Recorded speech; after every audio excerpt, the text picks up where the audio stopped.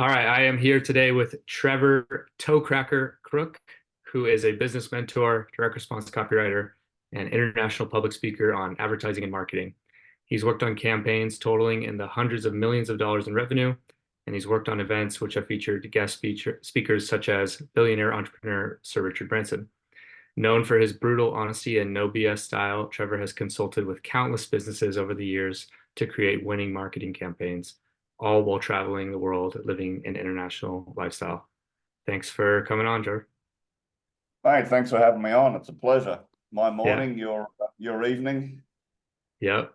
You're out in Thailand, right?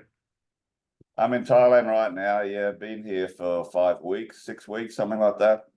A Yeah, few days, and then I'm off to Madrid, nice. Italy By the way, for. when right before this call, I saw on your left arm that tattoo.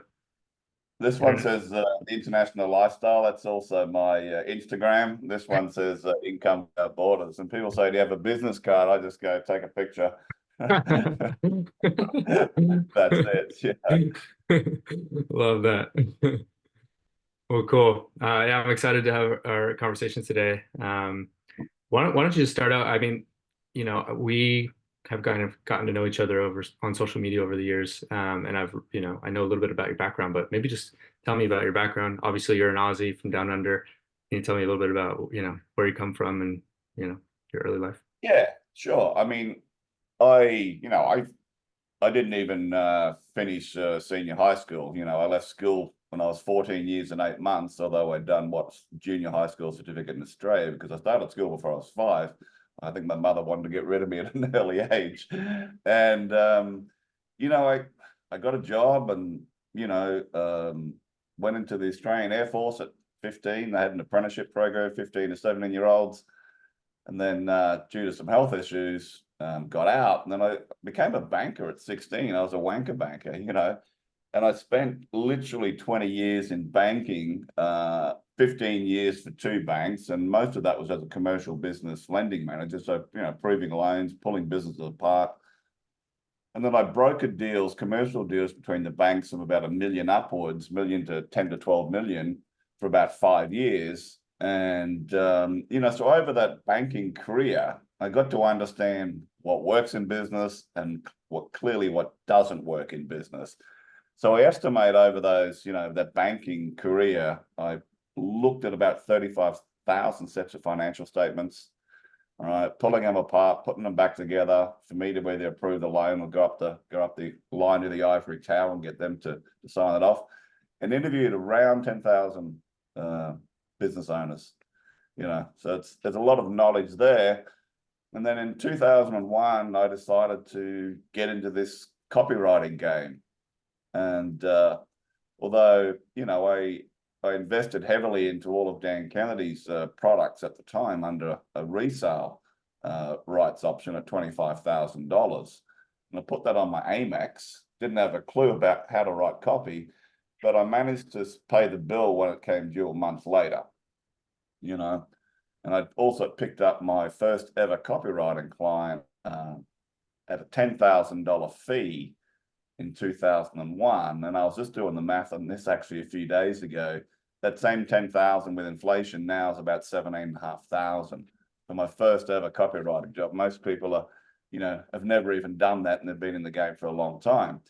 So, progress it on. And just to cut in, just in case anyone watching is unfamiliar, copywriting, not as in the legal making a copyright, but salesmanship through print, sales through the written word, that copywriting. Yeah, correct. Yeah, I forget about that because a lot of people do not clearly understand. So yeah, it's just salesmanship in print. People have a product or a service, and they want to get more leads, get more sales. They will either write their own copy or hire someone like me to do it for them. Yeah, yeah, that's great. One And thing then yeah, go ahead. That had just progressed, over the years, obviously writing copy for clients in a lot of industries. And my biggest win was for a 9-figure client in the weight loss industry, where the copy I wrote helped them go from 125 million a year in gross sales to 400+ million in 2 years. And that was rewriting all their landing pages, all their email copy, their adverts, and the hardest one was their 30-minute infomercial. All right. I'd never written an infomercial. Most copywriters never do, and they're hard to nail, So that was an interesting experience, but it was a good win for them and good win for me, although I couldn't get a royalty deal, or you and I would never even talk. They just weren't paying it. So, You'd have your own private island somewhere. oh yeah, yeah. Even at 1% on that would have been nice. It's 4 million a year. Yeah. Wow. Yeah, that's great. Um I want to go rewind for a second. One thing that's interesting to me about your background is the banking thing. What sort of advantages, or what do you think you were allowed to see with businesses making the switch to sort of the marketing world, that experience gave you that maybe other people don't get, don't have that perspective?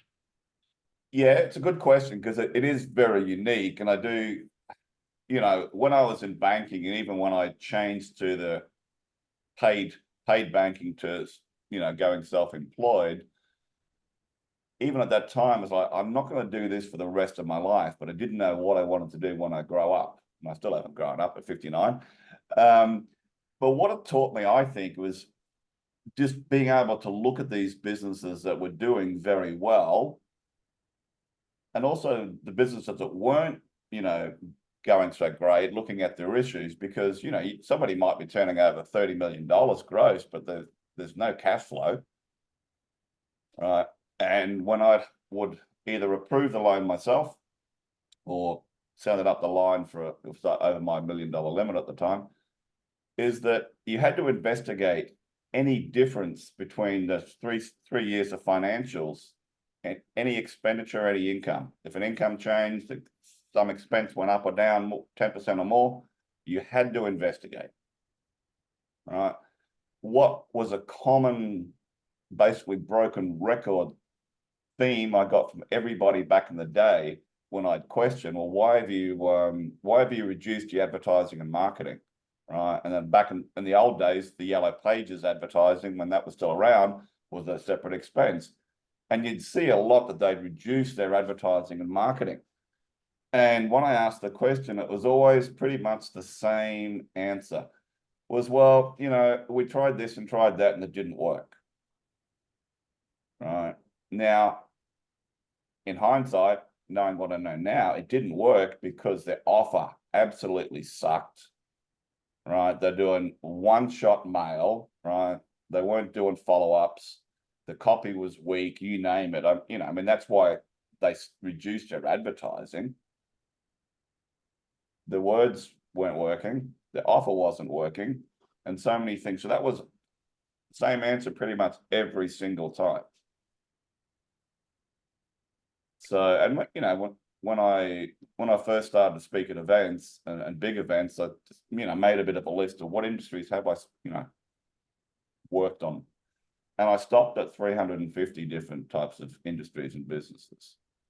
Everything from lobster fishermen to financing planes and cattle farmers, wheat farmers, sheep farmers, sugarcane farmers, big construction companies, subdivisions, and small business, trades, business to consumer. So I've got a wealth of experience in that, which I believe does benefit me now, not just in terms of if I was writing copy for a client, but when I've mentored people, I haven't just mentored copywriters. I've mentored a lot of business owners over the years as well. And that knowledge just comes back to me. I can spot basically what they can't see. Yeah, it's funny when you think about, if you see someone reducing their budget on marketing and advertising, and that tells you that they're not getting an ROI on it, because if they were, why they would never take their foot off the gas. And Right. so what about, was there sort of a moment that shifted for you as you kind of got into the marketing and copywriting side of things, where you hit that aha moment of like, oh wow, that's why this wasn't working for people, because then you started to learn about offers and stuff like that? Yeah, because so typically, when I first got into this side of it, apart from selling packages, I used to send out this is dinosaur stuff. I used to send out broadcast faxes, right? Do a couple of thousand a week. And out of that, I'd get, around 0.8. So not even 1% response, right? But I didn't care because the people who responded to that, right, they all had the same problem.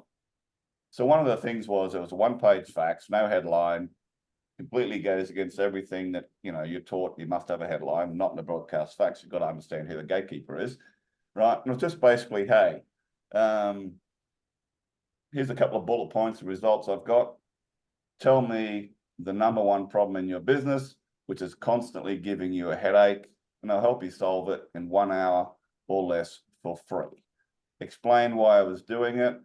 And so they would, the people that responded to the fax would arrange a call, and it was always the same thing. They had a lead issue and a sales conversion issue. And I'd say, well, okay, yeah, sure. Send me your ad. Send me what you've tried. So I'd do basically a really rough critique of their advert or, their website or whatever it was at the time, and say, well, I can help you fix that. The offer, strengthen up the offer, tweak the copy or rewrite the copy, and it was a game changer for them.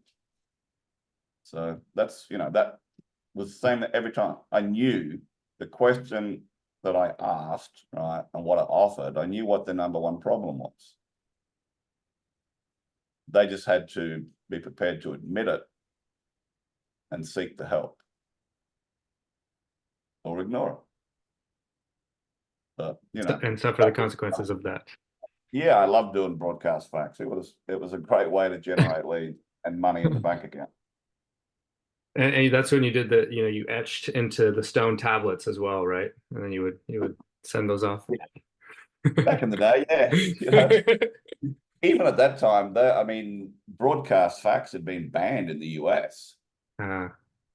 Kind of like a pre-canned spam act, maybe. Yeah, and the company I used, whilst they were in Australia, all the emails got sent from the UK, and I could send up to 10,000 in 1 hour at a cost of wholesale. I was getting wholesale rates at 11 cents per email. Most people were paying 15, but I got a wholesale rate because I was sending so many. And it's just a great way to generate leads. But yeah, it's a dinosaur way to do business now, but the principles still apply. I've had some clients that I've mentored that I'll go, well, take this letter, broadcast fax letter, take part of this, do a hybrid 4-page letter with an offer, printed front and back on 2 pieces of paper, and do some old school, direct response, snail mail, send it with a stamp on it. Yeah, that's interesting. I wanted to ask you about that because you're a big proponent of direct mail, right? Even still today. Absolutely, yeah. Yeah. How do you like to approach that? It's probably different with, whichever type of business you're working with, but what are some tips that you have for that? Well, the thing is, I firmly believe it's, direct mail has forgotten millions. Now, I think it's even more advantageous now for a business owner or business owners to incorporate some direct mail into their business because most people have stopped it. It's more likely to get opened, right? You've got 10 seconds and flap to trash, basically.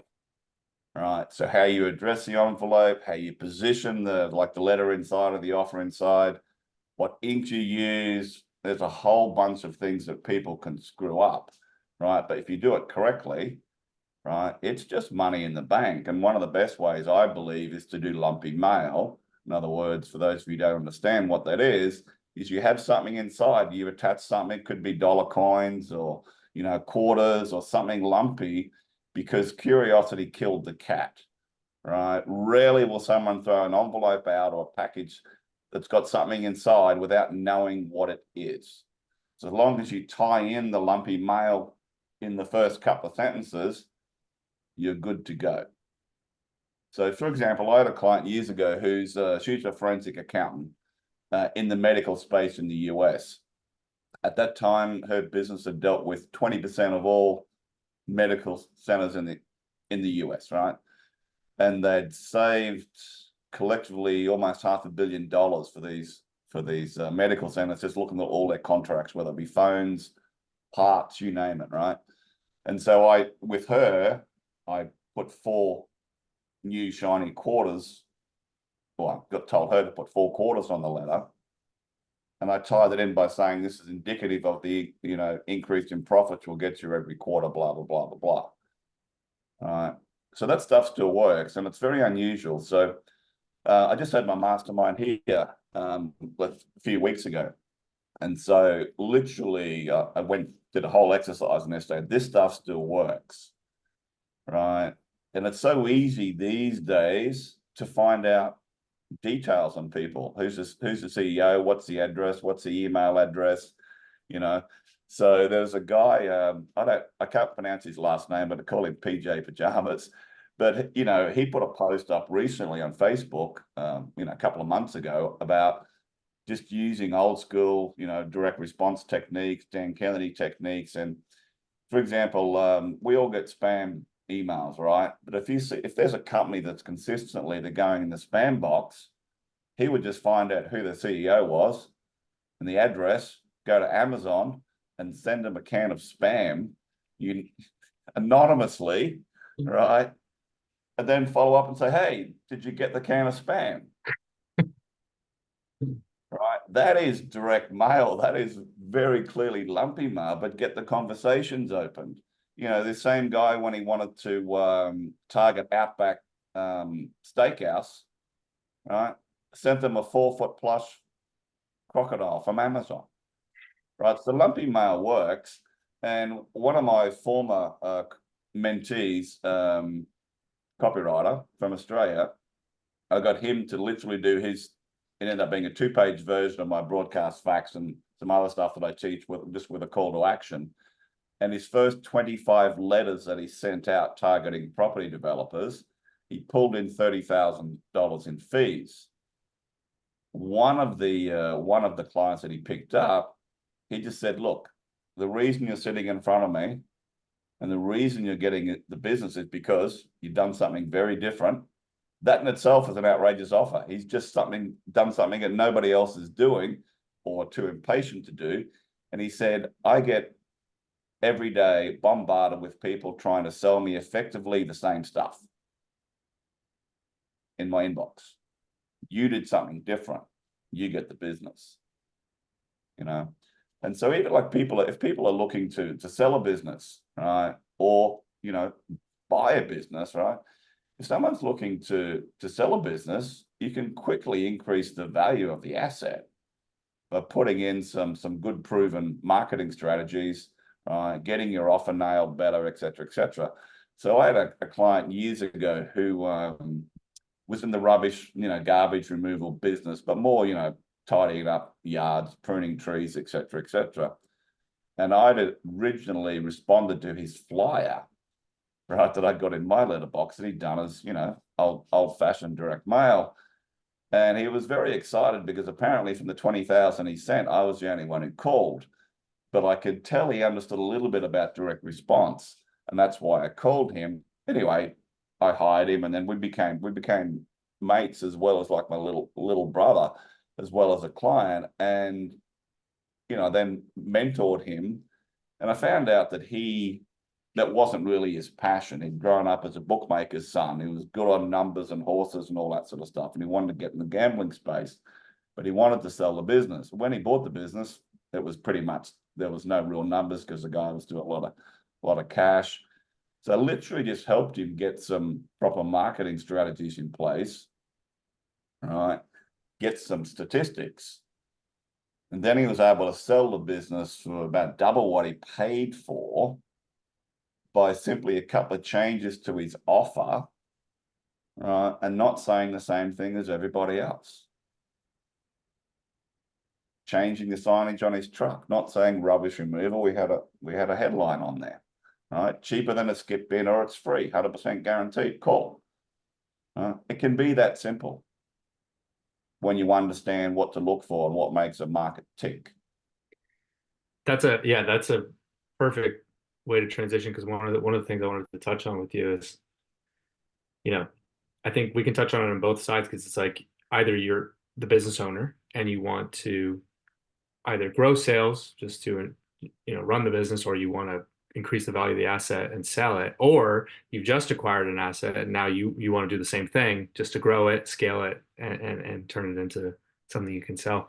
So where are kind of the first places you look to help business owners increase revenue, as soon as possible?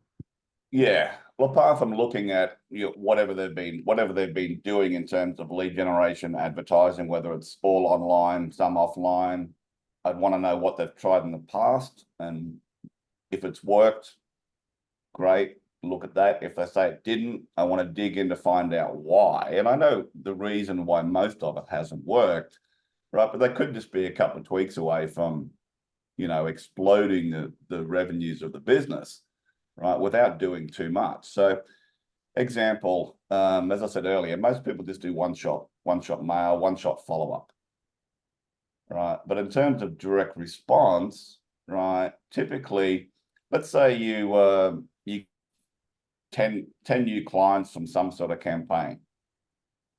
If you stop at that sort of initial follow up, right, that's all you're going to get. If you follow up in a timely, proven manner, usually in terms of if it's offline in 30 days, to a 3-step direct mail sequence or a 3-step follow-up in 30 days, you'll generally double the business from doing 2 additional follow-ups. If it's online, right, I do that. So if I'm going to send out a direct mail piece, right, snail mail, and I understand how long it's going to take for the mail to get there. So if I send something to you today, it's Wednesday. Actually, day is it for me? It's Wednesday for me. It's Tuesday night for you. So let's say if I knew it's going to get to you on Friday, which is what, the 19th, my time, 15th, right? I would put an expiration on that 7 days later. All right. If I was like, oh, maybe it's not going to get to you until Monday, which is the 22nd, I'll do 7 days from there. So it would expire the 29th. You've requested my information, free report, brochure, whatever, right? A couple of days later, I'm going to hit you up again with a follow-up letter. It's more like a good boy, warm and fuzzy. Hey, Michael, I sent you the information, haven't heard back, happy to extend the offer. All right, that's it, really subtle. Put another 7 days expiration on that. That letter 2 generally doesn't bring you in any real business. It's just sort of keeping you fresh in the mind of the person you sent the information to. And then a couple of days after that expires, I'm going in for the kill. It's the final offer. And I've got a paragraph, and I just needle the paragraph, one particular thing where I know that person can say yes to at least one of those things that I've needled them about, or sort of stabbed them a little bit in the stomach, right? And say, hey, by the way, just a friendly little stab. It's a friendly little stab, some tweezers, It's just a little, yes, you got me. Yeah, you got me on that, right? Extend the offer for the final time, and I use some unannounced bonus up my sleeve, right? That generally gets more business. It doesn't mean you stop at 3 contacts. You literally should follow up until they tell you to bugger off, right? They buy or they die, right? But you sort of taper it off. Now that really came from, again, I learned that from Dan Kennedy, but he understood back in the day that if you can get money out of people who don't really have it, right, by doing a timed follow-up communication, which is very important in business. Most people screw that up, right?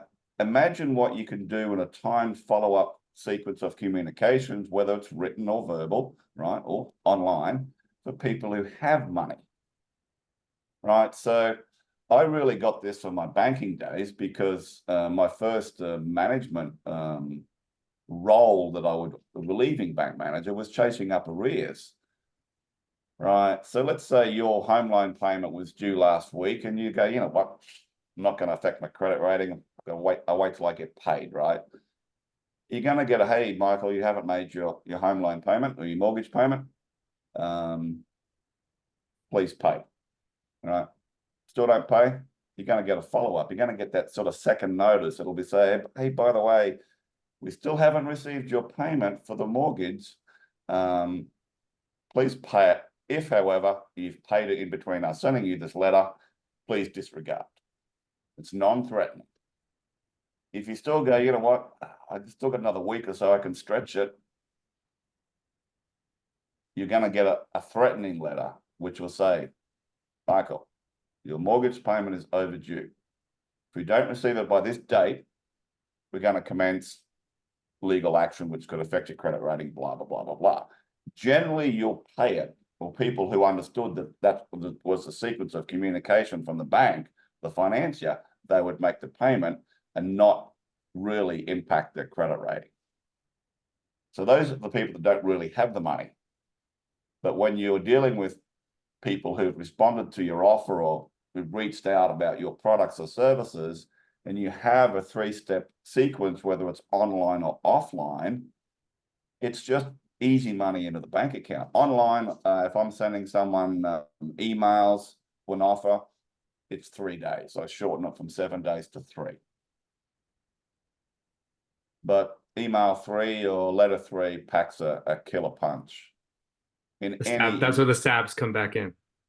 Oh yeah, yeah. It's just right, because if someone's responded to your offer, your marketing, for whatever reason, they've understood their current plan is not working. Right. And so, you know, especially if someone responded to, say, one of my ads, I'll say, well, you know, surely blank, blank, blank, blank, blank. Surely you can relate, or one of these resonate with you, then doesn't it make perfect sense to do something about it? And I know whatever I put in that paragraph, they can say yes to one of those things.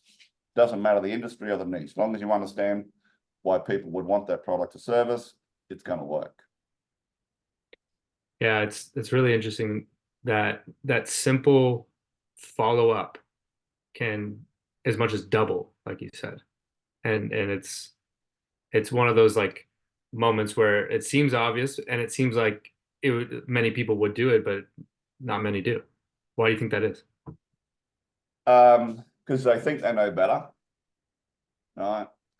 Or like, yeah, but that won't work in my industry. They'll find every excuse not to do it. And so it was only about 2 years ago where I really decided to test this in an online situation for not my own audience, basically. It was when I was in the business partnership with a guy in the UK, and we were helping landscape gardeners, you know, hard landscapers in the UK, to, you know, with group business mentoring and coaching. And so we were doing back then, you know, we'd get on the Zoom call after they'd, you know, reached out, and then I'd send them off my invitation proposal, right, to come on board. And it was £2,500 a month, you know, fee. And I just adapted my own old school direct mail letters, follow-up letters, to an email. And the first 10 that I tested on this closed 8 in email 3. So it works. It's not bad. Yeah. So, I mean, that's the lighting asset all by itself, you know, but it's just like, it was like, here it is, expiration 3 days, follow-up email, expiration 3 days, final offer, paragraph, gentle slice of the stomach, right? And I had an ace up my sleeve, and they would sign up. Yeah, and it sounds like that strategy is duplicatable to any industry, right? You know, it's just 100%. yeah. Yeah. Just to switch gears here for a bit, like, you know, I know you put on amazing events and masterminds all around the world. You live the international lifestyle. What sort of inspired you to kind of live that lifestyle? And I'm curious to know if it was all those years in banking where you were looking for something different or looking for a change. Um, was that part of it, or where does it come from? No, in 2004, so I'd been in the advertising marketing space for literally well 2.5 years really when I started to speak at other people's events. And my first big event was in Australia in October 2004, where Matt Fury spoke, Dan Kennedy's then partner Bill Glazer, Yannick Silver, and Jim Edwards of the American Imports. And I was one of the Aussies, and that's sort of like, well, these guys are being flown from the US to Australia to speak at events, right? But in my case, that particular event, I got invited by Fury to speak at his event in 2005. And then I spoke at another big event in Australia in early 2005. And that led to me going to America. And I ended up speaking at 10 events in the US in 11 months and 3 in London, all on, direct response advertising, etc. Right. And I was still living in Australia. And I was like, I'm just doing this. I'm getting off a plane, getting over jet lag, getting back on a plane. So I made a conscious effort to switch, because everything, well, 95% of my business back then was all old school, direct mail, all offline. It only got online in early March 2004.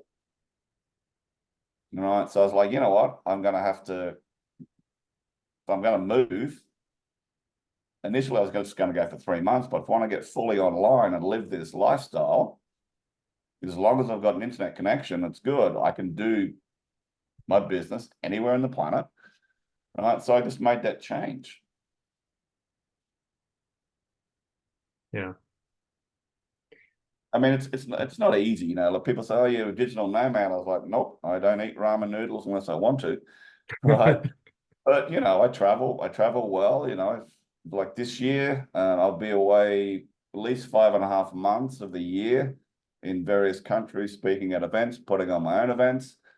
And that was about the same last year. I still have my place in the Caribbean island where I live, just pay the rent, prefer to have a home base and have an expensive wardrobe, basically.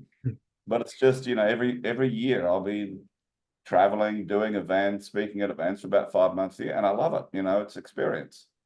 Yeah. Yeah, I love that. Um, One thing I wanted to ask you about that I skipped over a little bit here is I don't know where I saw you say it at some point, but from your banking days, you got really good at identifying risk, right? When it comes to an investment or making a loan. You know, there might be a good amount of people watching this who are in the M&A space and they want to understand the risk of acquiring an asset. What are some tips you have on that, and how do you identify risk when you're looking at a business asset, for example? Well, yeah, from a banking point of view, we had to assess the risk and at least come up with 4 exit strategies, right? And especially when you're doing, big deals, and property construction, et cetera, et cetera. There's a lot more risk when you're relying on, sale of land or sale of units or sale of houses, right? So the first way was obviously from the financials and cash flow, right?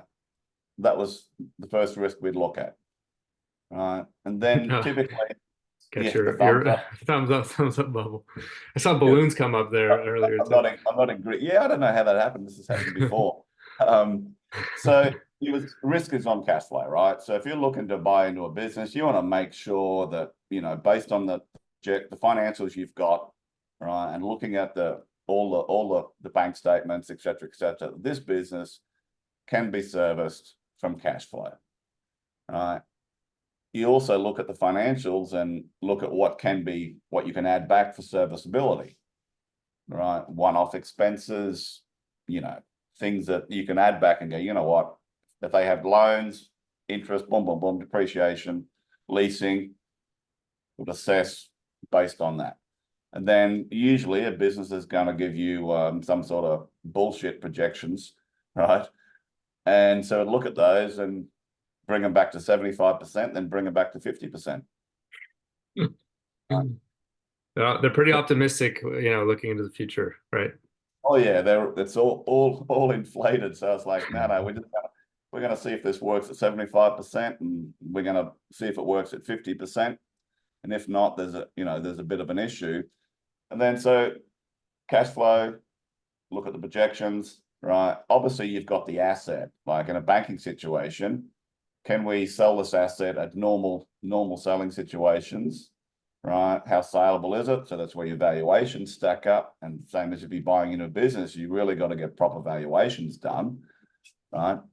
And then the last one is, if we have to fire sale this asset, are we going to lose, or are we going to get our money back? Yeah. Right. So you wanted to see enough assets, hard assets in the business to where if you sold them at price, that you could at least break even, basically. Yeah, because I mean, I'm sure it's changed now, but back in my day, whilst from time to time we would have to sell somebody up, it's a very long process, and to do it, and you've really got to exhaust every last possibility to give that person a chance to come good. And what was interesting back then, I worked for one of the big four banks in Australia at the time. And one of the banks, who shall remain nameless, wasn't the one I worked for. I mean, they would literally about twice a year, just literally their head hierarchy would say, all right, all these clients have to go, and literally kick them out the door. All right, just cut them. And sometimes we would pick them up, sometimes other banks would. But it's just a cleaning. Someone's really not performing. They're like, we're going to give you 30 days to refinance, or we're going to call the asset in. So, it was cutthroat. Business is cutthroat, and a lot of people don't understand that. There's no loyalty, from a banking situation, or no loyalty really from big corporations to their staff or to clients. The loyalty is usually one-sided and misguided. One-sided and misguided. I like that. Yeah. Then I have people say, when I was in my brokerage days, because I knew how the banks ticked. I knew what a treasury department cost. In other words, they bought their money at bank bill rate of X, but they were advertising it at Y. But I knew for the Reserve Bank it was this. I knew how much margin they had built in. They were just taking cream money, then applying a margin, assessing a margin on top for the risk for the loan. And so it was very easy for me to look at someone and say, hey, your bank's ripping you off 100 grand a year or 200 grand a year. And they'd say, oh yes, but they invite me to the Christmas party once a year. I go, I hope you drink a lot in that 100 grand, right? Don Julio, 1942, Screaming Eagle wine. Yeah, like it's just, they're delusional, right? And a lot of times, so I do this report, and this comes into office, right? So for the first 4 years, I would do what a lot of people do in business, especially in that they're seeking to get business from someone, do some sort of free quote, free information, in the hope that the person goes, wow, yes, I want to hire you now. It's a very foolish way to do business. And there's other ways to present that sounds more attractive. So I did that for the first 4 years. But I knew I was good at my job, basically. So if I could look at the loan statements, get a list of assets and liabilities, the bank statements, et cetera, and the financials, I could accurately assess what they were worth in the marketplace to either their existing financier who had been screwing them for years, sometimes generations, or to a new bank. All right. So initially I would just give them that information, didn't call it anything, put any value on it. And I would get a lot of yeses and get a success fee when I got the loans approved. Then I had a brain fart after 4 years, and I was like, I should be charging for this. Again, I wasn't in advertising or marketing back then. And I changed it. I called it a finance investigation report. All right. So I would sell them on the finance investigation report. And so I went from zero, doing it for free, and I just put my toe in the water, charged $750. Aussie dollars back then, and people would pay it. And then 2 weeks later, I thought, no, this is too cheap, especially for the loan size I was going after. I doubled it to 1,500. I got a better response. 2 weeks later, I made it $3,000. All right. What do you think happened when it went to 3,000? I'm going to go ahead and say the counterintuitive, which is it got even better. It did, yeah. Right, because they could see the value. And that's same thing now. If I was to do it, it'd be probably 20 grand, right? But I recalled back in my days when I'd have like big accountants, bring in somebody for us to me as a banker to maybe approve loans for them. They're charging 5, 7, 10 grand for this BS proposal that the only thing I used was the financials and the bank statements and loan statements. The rest of it was a waste of space, So that people were paying. And so what that did was when the people paid me the money for that finance investigation report, well, they've given me money, they get the report's of value, they can see it when they get the report. Everything's in the report, assessed. This is what your bank's charging you. This is what you're worth in the marketplace. If you could either take this report to your bank, knowing they wouldn't, because let's face it, anyone in lending is the God Squad, right? And back in my day, we were known as the God Squad. We played judge, jury, and executioner on your business life and personal life if we approve the loan or not, right? So most people don't know how to approach somebody when they're looking for money, whether it's investors, bank manager, et cetera, et cetera. And so I can do this for you. So they had three options. Take the report. Thank you very much. Do it themselves. Hire me to negotiate for them, or find somebody else. And so pretty much every time they wanted me to do it, then I would assess whether they wanted to stay with that same bank who had been screwing them for sometimes generations, or if they were enraged enough, did they want me to take them to another bank? And a lot of times, majority of times, they would want me to renegotiate with their bank manager. And I would say, great, get your bank manager on the phone now, arrange an appointment for me and your bank manager. You will not be there. Let them know that I have full authority to act on your behalf. Appointments made. And the bank manager think, oh, what's this broker trying to do? But they didn't understand my real background in what I was doing in banking, right? I would be suited up. I'd walk in, sit down, shake hands, and I'd slap my report on the table. I'd say, this is how much you're ripping our client off. Everything's detailed in the report. I'm giving you 5 business days to approve what I want, or I walk your client out the door. There is no day 6. Thank you very much. And I'd get up and leave. Only once did a bank manager foolishly try to get an extension. And I was like, no, I told you had 5 business days. There's no day 6. You just lost a $5 million deal. And I marched the client to another bank. Walked into another bank where I met with the hierarchy. I left half an hour later with an approval letter in principle for the client. So you've got to look at numbers, look at the risk. And if you're looking to either invest in a business, you've really got to take the hard roads and look at what's the worst case scenario here. Right? And also what can you spot that they're not doing that creates a massive opportunity. And I'll give you a free one where most people their skin crawls when you think about doing it, right? And that's having an actual referral proven system in place. Word of mouth is bull, right? Because it's not an asset. You can't bank word of mouth. You can't sell word of mouth. Yet most people say, oh, hey, word of mouth, mate. Right? Let's run some numbers, right?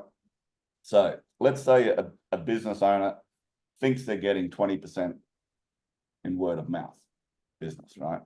Now, these same business owners will go out and look for new new business all day long, yet ignore the existing customer. All a customer ever wants is 4 words: make me feel important. That's it, right? So if you take, let's say it's 20%, I know people that do more than that, right? If you do 20%, after 12 months or after a year, when you put a proper referral system in place, right, each new customer comes in as worth 1.2. You keep doing everything, looking after the customer, looking after the client, whichever one you want to call them, and the referral system's happening. At the end of year 2, each new customer that comes into your business is worth 1.44.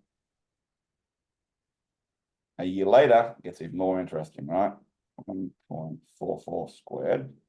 I think it's 2.07. Yeah, 2.0736. All right.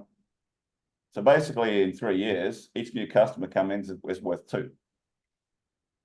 All right. So this is where people And that's based on the future value of their referrals, basically. Yes, having a proper referral system in play, and obviously delivering on your products or service. Yeah. But yeah, this is just doing things which you should be doing in business anyway, right? Well, let's go another year, right? For shits and giggles, 736 squared is 7.48. All right, and let's do the last year, 7.485. 7.485 squared.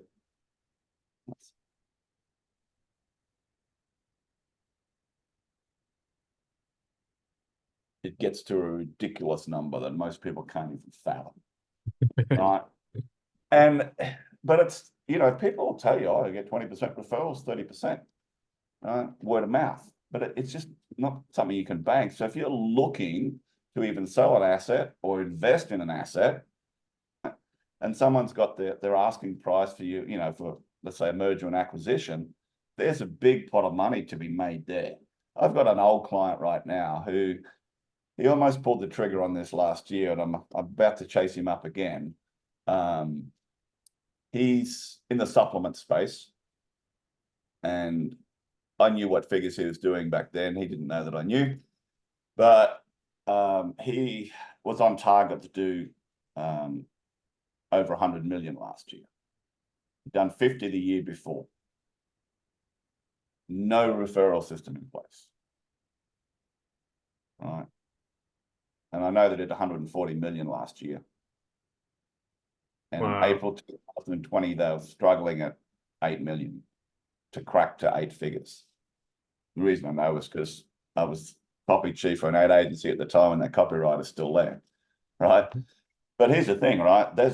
He at one point was looking to sell the business, right? And was negotiating with investment bankers, which is why he didn't want to deal with what I was proposing, but I was literally just going to do direct mail and get referrals, where you can track it.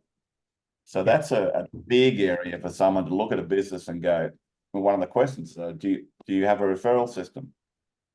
Most people are going to say no. Okay, do you get word of mouth? Yes. Any idea roughly? Want to, guess what that is? And then just do the numbers like I'm talking about. Yeah. And it's ridiculous. And it really, I'm sure it really stings for people too when they realize that.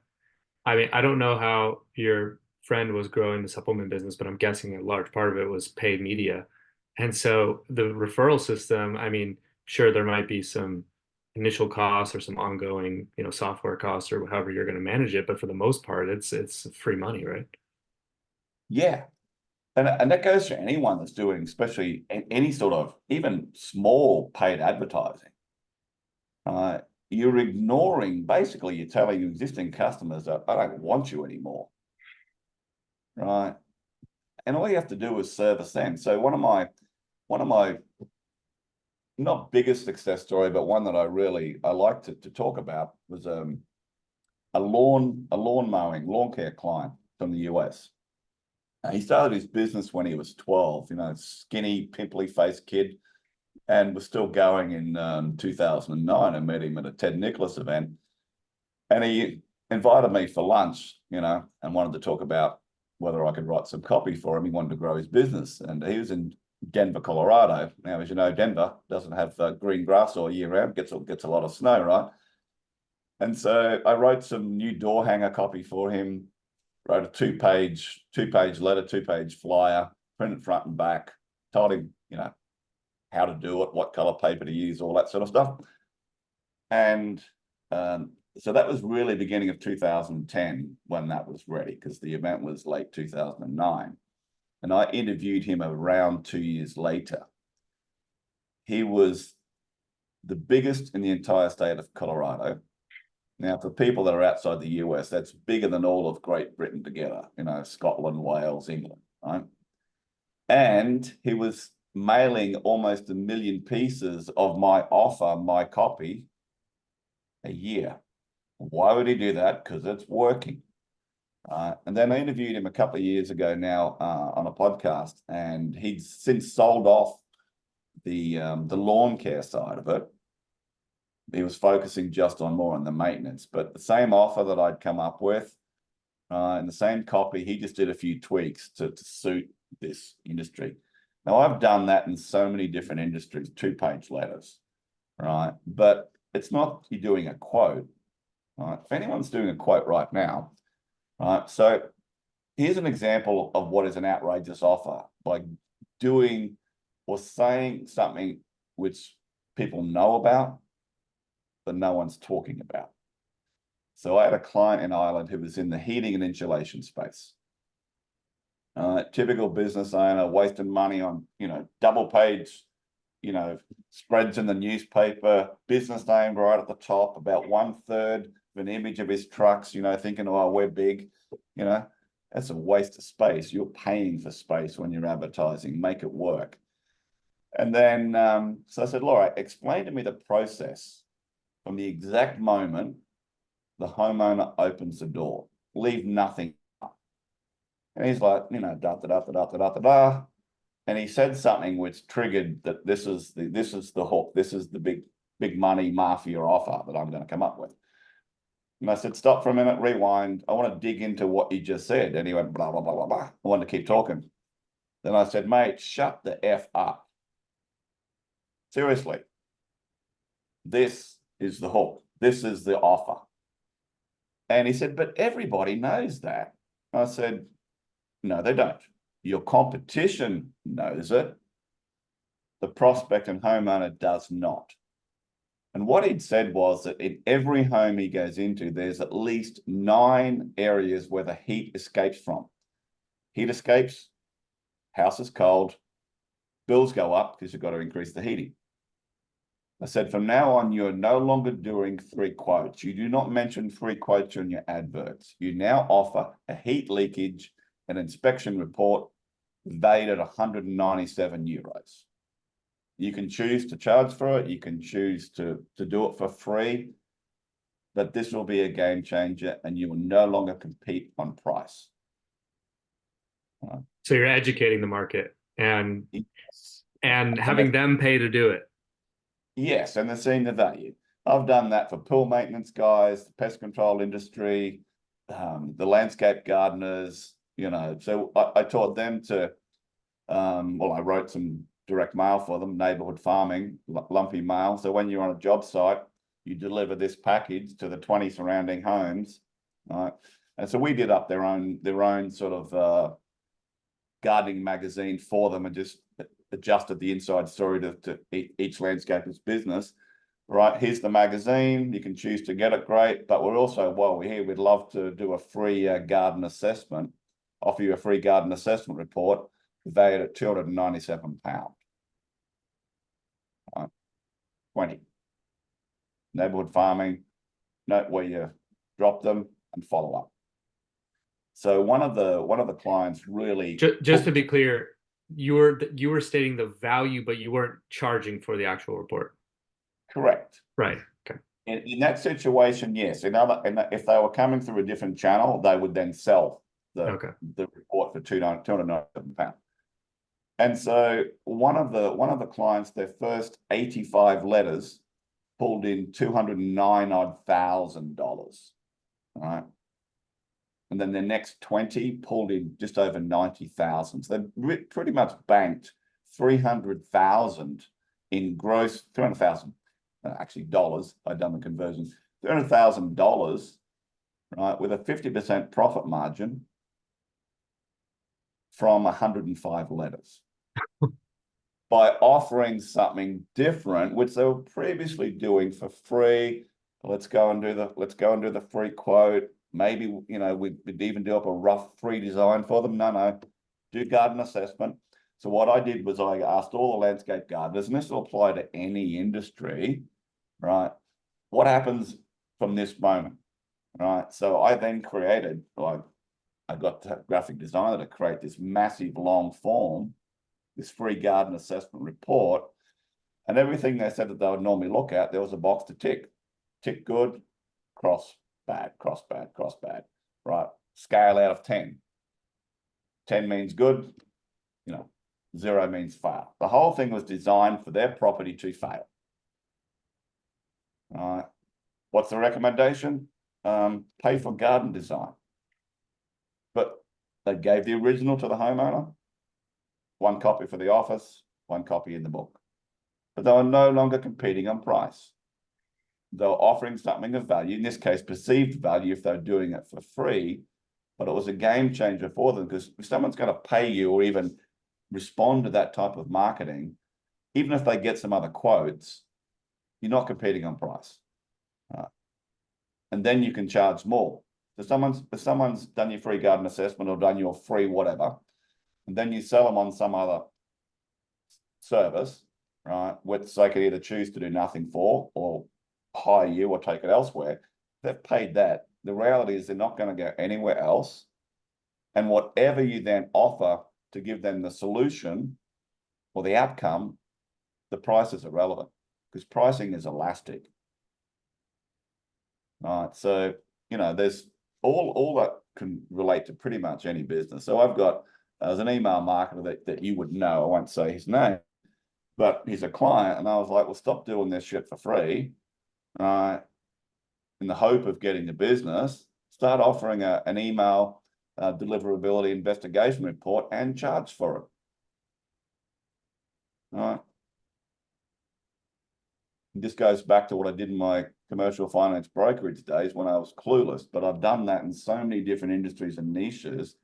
It's just coming up with what that title may be, and then getting people to understand the value. So in case of the heating and insulation guy, I said, look, I'm not designing the form for you, but this is what you do. All right, yeah. Just recreate this, all the areas you look at, put them all down. You know, at least 9 are going to have a cross. Recommendation, hire us. Changed his business. Yeah, and it's like, it seems like a nice little combination of education, credibility, authority, law of reciprocity, is all these this nice little cocktail. And what I love most about that too is you're creating a customer, you know? Like, so whether they are the highest tier customer that you're looking for immediately or not, that exchange of money in the situations that you do use it, where you pay for this sort of report, you know, you've established that customer relationship, and then you can grow it from there, right? Yeah, it's the old eBay emotional bank account deposit, which I think Stephen R. Covey came up with. You know, you're establishing by doing that. And again, it was very different, because typically, right, and any tradesman doing something on someone's property, they'll put up some sort of A board out the front. You know, they've got their business name on the side of the van. No one gives a shit. No one's gonna really, oh, they're at the lights and go, oh, Joe Blow's business, I'm gonna call them. But if it's you know, blank report, blank assessment, call, you're likely to get a better bump. Right. And typically, you know, the same response would come from the landscapers as an example as well. They see a van parked out the truck and, you know, out the front and all our equipment. Yeah. Give them a reason to engage. Don't just say, hey, while I'm here, can I do a free quote? Right? They're not thinking about a free quote. They get some sort of, you know, assessment on their garden and get some sort of report. then it's potential, the relationship started, as you said, and you can build on, you can nurture that. Yeah. They might not do anything for 2 years, but sure as shit, they're going to go with that landscaper, as long as they follow up and keep the communication. Yeah. And follow up. Yeah, that's the Yeah. important part that we touched on earlier, right? Well, cool. I know we're kind of getting close to wrapping up here, but one more thing I wanted to ask you about, and it goes back to what you were saying about most people don't know how to approach institutions, and maybe this applies to private investors as well, about asking for money, raising capital, getting approved for loans. What sort of advice would you give people for that? Um, I guess it could be for business acquisitions, but maybe just in general, if there's some universal concepts there. Yeah. I mean, you've got to know the numbers in your business, right? If anyone's ever watched Shark Tank, right, where do most people get shown the door? Don't know the numbers, unrealistic expectations, unrealistic valuations, and can't answer some real basic questions about the business, right? So you've got to know your own numbers, right? If there's been some issues or one-offs, be honest about it, right? And just be confident in what you're asking for and why you're asking for it. That might sound like common sense, but trust me, and all those business owners that I interviewed, most of them couldn't even read a balance sheet, let alone know, what they could possibly add back in terms of loan serviceability. Because, obviously people try and get their financials down to reduce, taxation. But if you do it too much, then no lender's going to want to touch you. And it doesn't matter if you say, oh, these are blah, blah, blah, blah, blah. No, we've got to base it on facts. Right? Tax So efficient, right? yes, know your numbers, right? Be very clear on what you've been doing in terms of your lead generation, your customer follow-up, your customer support, et cetera, right? And be very clear why you're asking for the investment or the loan or whatever, and be confident in how that institution or that investor is going to get their money back. And give them some worst case scenarios, like this is what I think is realistic. However, drop it down. Yeah. In other words, you're assessing your own risk to make it easier for them. Right. When I would broker deals between the other banks, right, the reason I was so successful was because I was so different to every other broker. Every other broker, because I used to get them across my desk when I was a paid banker wanker, would literally get a success fee from the client. They would just bundle up all the information, do basically 1 or 2 page letter, and I'd have to do all the work. I'd approve the loan, they'd get the big bucks, right? That's why I got into broking, right? But when I would take a deal to an institution, to another financier, I'd done all the work for them. I'd laid it all out in a proposal. It was just on my letterhead. All I had to do was put it in their own system and confirm the valuation, so I could leave with an approval letter in principle very quickly. Any of the 4 major banking institutions at the time. You reduce their friction a lot. Oh, there was pretty much no friction. I'd done all the work for them. All I had to do was summon pretty much data entry, right? Look at the financials and the loan statements that I'd given them, the bank statements, right, and get some valuations which were usually external, and the client paid for anyway. But it was easy for them. Right? So yeah, make it easier on the person that you're asking for an investment from or some sort of loan from, right? And be very clear on if you have a referral system, the word of mouth, right? And work out what your own or what the lifetime value of your own customers are. I would say, this is a conservative number, 99.5% of people have never worked it out. You mention it, some people's like deer caught in the headlights, or you're speaking, Hebrew to them. They're like, what? They got no idea. that when you can accurately work it out, it's a big game changer for any business. So again, these are things for people who are looking to ask for money or get an investment, or on the flip side, you're looking to invest.